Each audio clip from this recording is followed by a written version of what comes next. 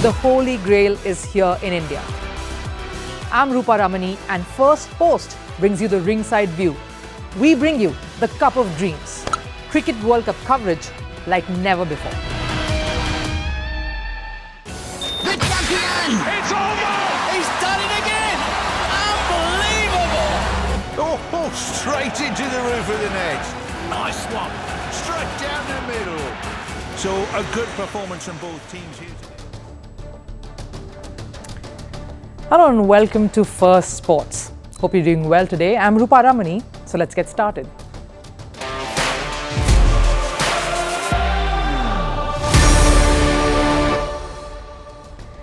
Now, sport is about achieving the impossible, or what many believe to be impossible. And Afghanistan scripted yet another historic chapter in the Cricket World Cup.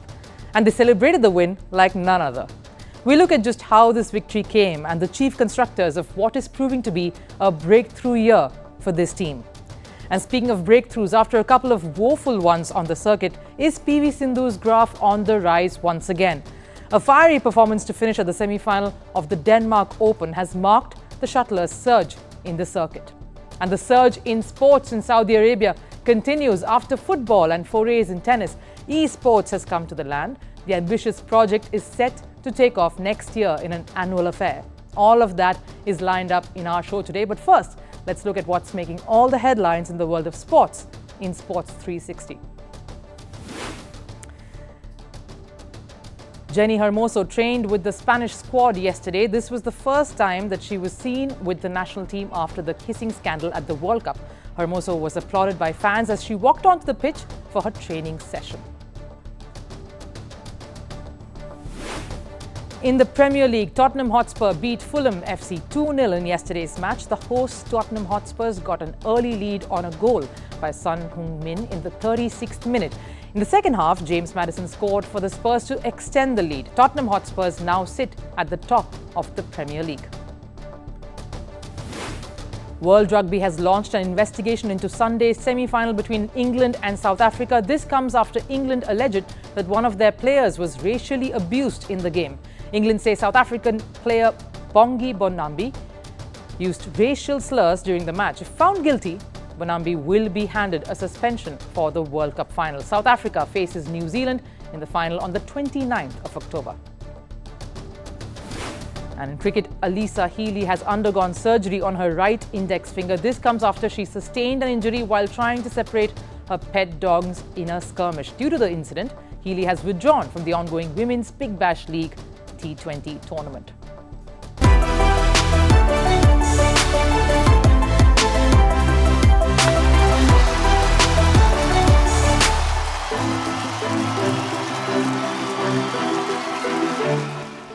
Now we will start with cricket today, and a story that is continuing to capture our hearts and our imaginations, the Afghanistan cricket contingent. Now they came to India to participate in the Cricket World Cup, and with the tag of just making up the numbers. That is what was said of Netherlands and Afghanistan.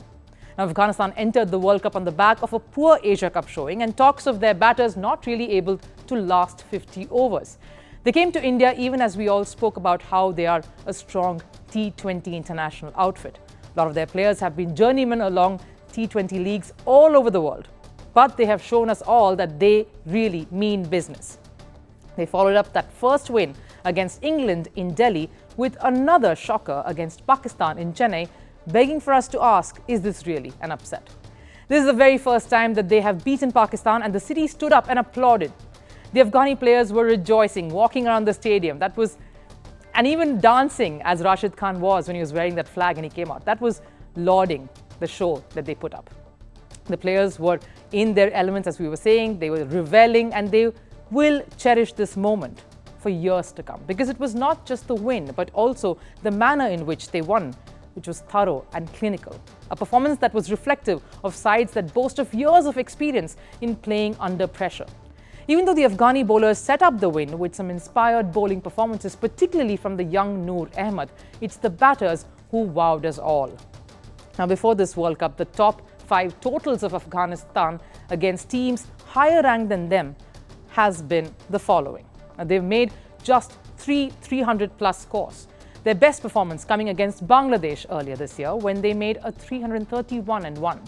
The remainder of the top 5 totals all came from late last year to this one. Now, if we looked at their top totals in ODI history while batting second, their best has been 276 that came against UAE. The remaining of the top 5 are all somewhere between 260 and 276, and a lot of them before the year 2020. So this win against Pakistan was their best performance with the bat in a run chase ever, and that too against a team that was pitted to have one of the best pace units in the World Cup. And the way they constructed the run chase was highly incredible. The top 4 shouldered the entire responsibility, playing mature knocks that did not veer towards flashy. They ran the singles and the twos diligently, played on the merit and just orchestrated an MS Dhoni-esque run chase of just taking the chase deep and the match till the very end, thereby putting that added pressure on the Pakistan bowlers who really crumbled, and their fielding too reflected that. Let's look at the players who carried out this mission flawlessly. Now we have to speak about Rahmanullah Gurbaz. This is what his World Cup has been so far. He's scored 2 half-centuries already and against 2 of the best sides in the world. With a strike rate of over 100, he has been one of the top batters for Afghanistan in this tournament. He's confident as an opener, and his partnership with Ibrahim Zadran, who was adjudged player of the match for his knock of 87 of 113 deliveries, was key. Gurbaz has had a few stints with IPL sides, Gujarat Titans and then Kolkata Knight Riders. Not too much to write home about, but he has been tenacious, quite a big hitter. He's agile, and in this tournament, he has taken his skills up a notch. Fondly called Johnny in the ranks because he always loves a good laugh. He's a good-natured teammate to have around. Ibrahim Zadran, also 21 years old, and what a powerhouse of talent he's proving to be. And he credited this performance to his opening partner Gurbaz, who he has batted alongside for years. They used to play a lot of cricket together in the under-16 days. So that familiarity and the sync of batting long together and building partnerships just help. And these are the men who featured in the recent run chases that I mentioned earlier. In fact, this was the 4th century stand between Gurbaz and Zadran in ODIs. The joint most by any pair for Afghanistan, equaling Hashmatullah and Rahmat Shah's record. And all 4 century stands for these two have come this year alone. That's joint most by any pair in 2023, right alongside Shubman Gill and Rohit Sharma from India. From the youngsters to the senior hands in the side, Rahmat Shah, who is 30 years old, has played 102 ODI matches for Afghanistan, which is immense. And he was key in the middle order after Gurbaz departed. It was his partnership with Zadran that really steadied the innings. He and Hashmatullah then joined hands to steer Afghanistan home. The captain has really led from the front. He scored 48 last night, but it was that crucial partnership with Rahmat that really sealed the win, and it was fitting that he got the winning runs. You see him in press conferences and he's saying the right things, like the team wants to make this tournament a memorable one for his people back home. They want to make a positive statement with the kind of cricket that they are playing. They're not happy with, he even said that they were not happy with the way that their batting was shaping up. They were lacking this year, and with this World Cup, they're seeing a lot of the execution that has come with a lot of work. After the last win against England, Hashmatullah in the press conference did speak about what went right, but more about what went wrong. He said that one big drawback is losing back-to-back wickets and not arresting the slide and letting the batting slip away. They stopped that from happening in this very game against Pakistan, and that mature execution got them across the line. They all speak about the belief, whether it is the captain, his teammates, or even the coach Jonathan Trott. And for Trott himself, who stepped away from the sport while he was playing owing to mental stress and depression, what a turnaround it has been for him as coach of this side. The addition of Ajay Jadeja at the helm alongside Jonathan Trott is also key. He has always been a fighting cricketer who would give it all at every point in the match during his playing days, and you can sense that with this Afghanistan side. Now the next game will be crucial because that's up against Sri Lanka. One more win here would make the points table very interesting, and it's also a team that Afghanistan has beaten a couple of times recently. The best part about this is that we're witnessing the shift in Afghanistan cricket. This is the breakthrough year for them, and it's the batters, unlike the spinners, who are shepherding that change. Right, moving on.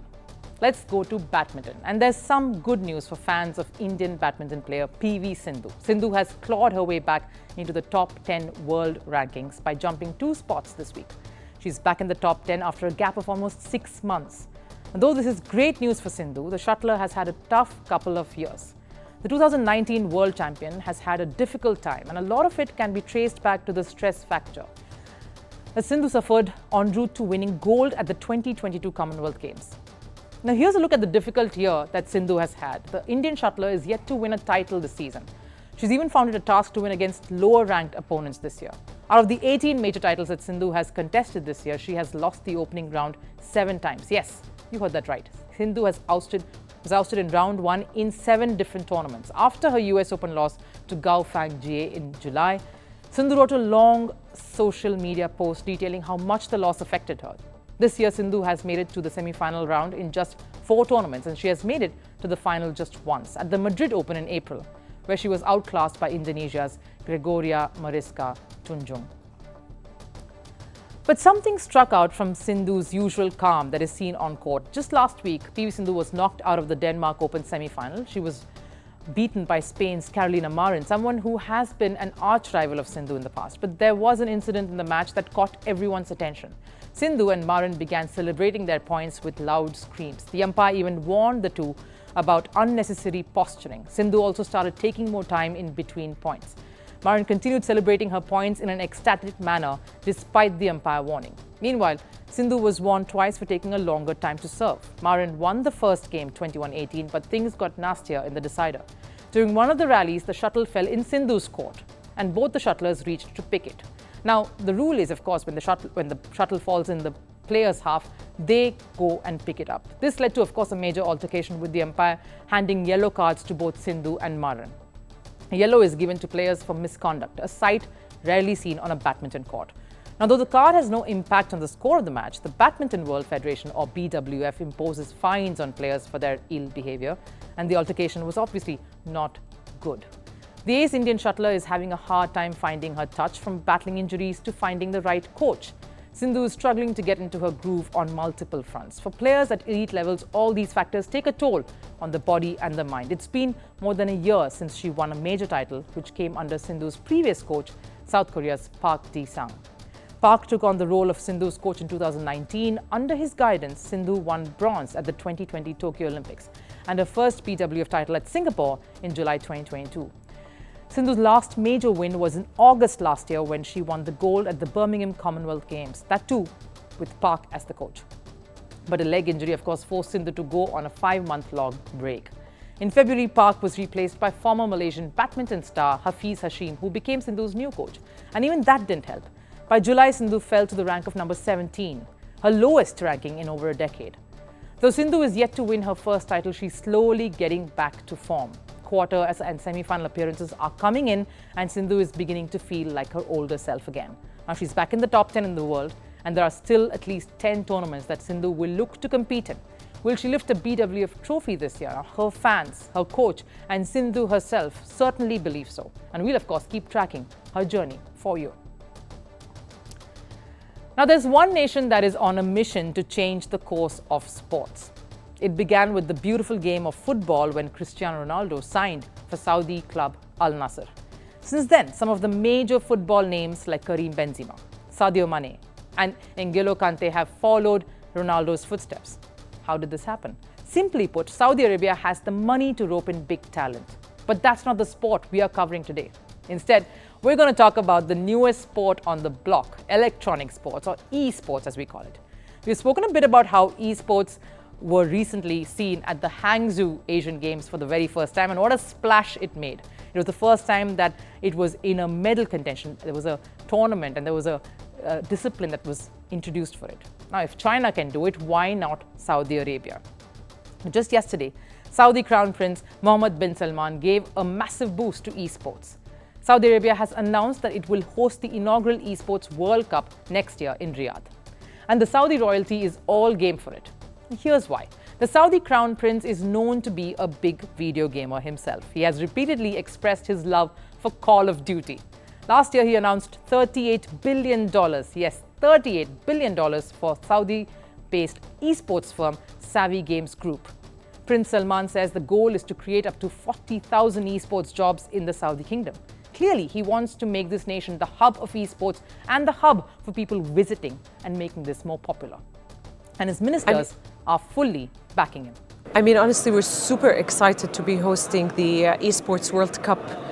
Just look at the Gamers 8 when we hosted that. It was during a shorter period of time, and we've seen more than 2.6 million people attend. So can you imagine that number multiplying we're moving from an event which was Gamers 8, which was a few weeks, to a 2-month event for the World Cup. So we're super excited to see those people come into Saudi, visit Saudi. And the beautiful thing about esports is that it's the future of live entertainment, but it's also a borderless sector, which is something that we thrive for in the tourism industry, because we get really to have people connect and build bridges from one side of the world to the other. So this is a great moment for us here in Saudi. Very ambitious indeed. Saudi Arabia were already hosting a major esports event called Gamers 8. They just want to make it bigger and grander by turning it into a World Cup. The gaming festival will be held in the summer months, when temperatures outside are not too hot to bear. It's also the time when Saudi Arabia sees a dip in tourism. The easiest way to overcome that is by hosting an Esports World Cup, which has millions of followers and can be played indoors. It's a win-win. Arabia want to host an Esports World Cup. It's because of how big the numbers are that are associated with computer games. Saudi Arabia has announced that the prize pool in the World Cup will be worth $45 million. The games that will be played are, of course, yet to be announced. But we can be sure that some of these games will definitely be played. The biggest games in esports are League of Legends, Fortnite, PUBG, Counter-Strike, Global Offensive, and Dota 2. They all have their own versions of World Championships, which are held every year. The prize pool is worth millions of dollars, and the viewership too is in the millions. Dota 2 continues to dominate the other esports with the biggest prize pool, even if their viewership is evenly matched. And these games are getting more and more popular by the day. In fact, the top players in all of these games are already millionaires, believe it or not. In League of Legends, there's South Korean player Lee Sang-hyuk, who goes by stage name Faker, earns over $1 million a year. In Fortnite, American Kyle Giesdorf, aka Booga, makes a whopping $3 million a year. South Korean Park Young dominates the mobile-based game PUBG. Denmark's Peter Rasmussen makes over $2 million every year playing Counter-Strike. And the grandest of all is John Sunstein, another gamer from Denmark who made over $7 million playing Dota 2. Clearly, there's a lot of money involved in esports. We've established that. Gone are the days when athletes had to tough it out in all kinds of weather conditions, overcome injuries, and put their bodies on the line through extreme discomfort to win a tournament and keep that process going. Now it's all about hand-eye coordination and adapting to technology. Saudi Arabia sees the money in it. They are going all in with esports. And we too believe that there's a lot that these games can offer to the future of sports itself. Now, that's all we have the time for on Firstpost today. But before we say goodbye, as always, we leave you with a parting shot. We call it the last serve. Now, since what we're going to bring today, of course, is that we all want to pay heartfelt condolences to India's former cricket captain Bishan Singh Bedi, a great spin master, an amazing captain, and an exceptional human being. He was bid farewell to in India by many former celebrities, cricketers and former celebrities, of course, who attended his funeral.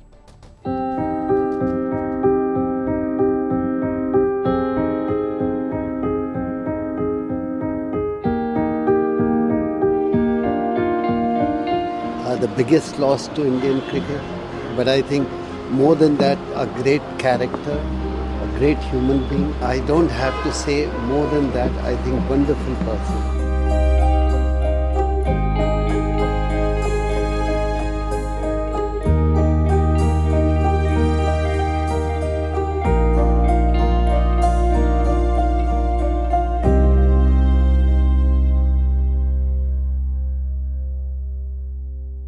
It was quite a tearful funeral farewell. Everyone was gathered there. It was quite a lovely sight for all of them to come together and bid goodbye to Bishan Singh and Bishupaji, as a lot of us used to call him fondly. But that's about does it here on Firstpost. Thank you so much for joining in. And if you are continuing to watch us, do not forget to follow us on our World Cup coverage, which is the Cup of Dreams here on Firstpost. I'll see you again tomorrow, of course. But till then, bye-bye.